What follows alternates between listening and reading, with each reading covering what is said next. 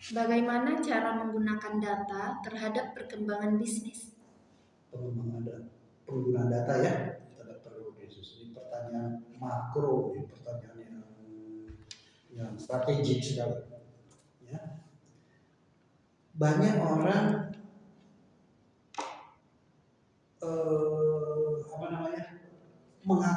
menggunakan data sebagai keputusan. Nah, ini yang salah besar. Data itu tidak bisa dibuat sebagai sebuah keputusan.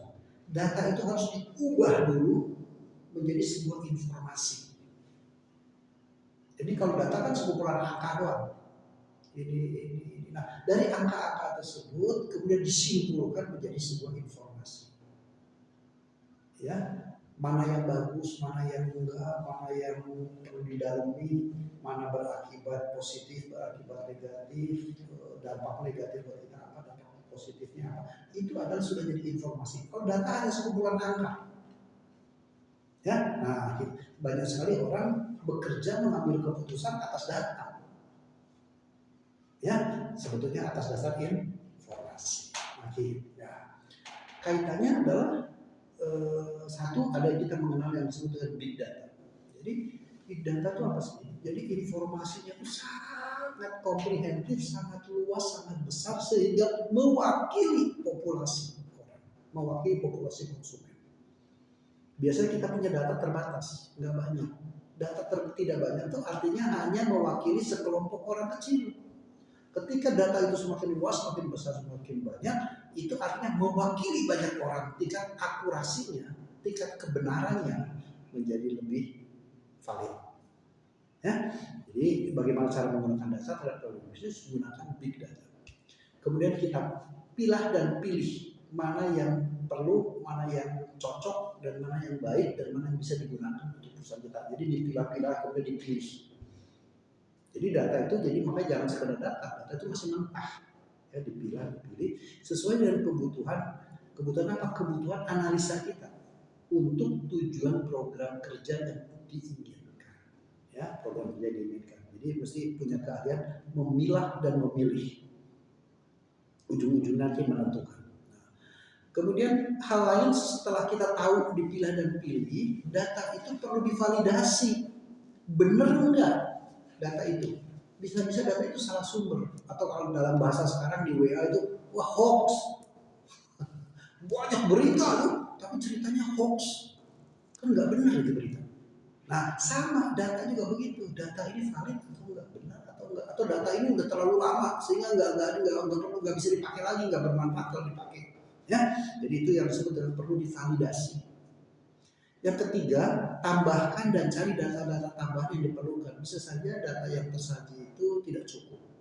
Kita mesti beli survei, ya, salah satunya survei riset itu adalah memberikan tambahan data, mempertajam informasi supaya menjadi lebih aktual, lebih konkret, bisa lebih customize, bisa sesuai dengan kebutuhan kita. Itu yang tujuan survei, memang ya, riset. Ya.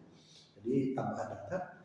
Kemudian bagaimana mendapatkan tambahan data tersebut perlu dilakukan oleh seorang ahlinya yang disebut dengan data analis. Jadi data analis itu adalah seseorang yang memang belajar ilmu menganalisa data. Jadi nggak bisa sembarang orang terlalu gampang menganalisa data. Ya, orang-orang tertentu, jabatan tertentu bisa menganalisa data, bisa, tetapi belum tentu mampu mematrikskannya, belum tentu mampu memperdalamnya, belum tentu bisa melihat apa, ada poin-poin yang apa ya, tidak tampak itu hidden information, tapi dengan seorang data analis dia tuh bisa tahu, ya, bahkan kadang-kadang bisa dikorek. Wah, ini coba kalau ada data lengkap tambahin lebih dalam, gitu ya.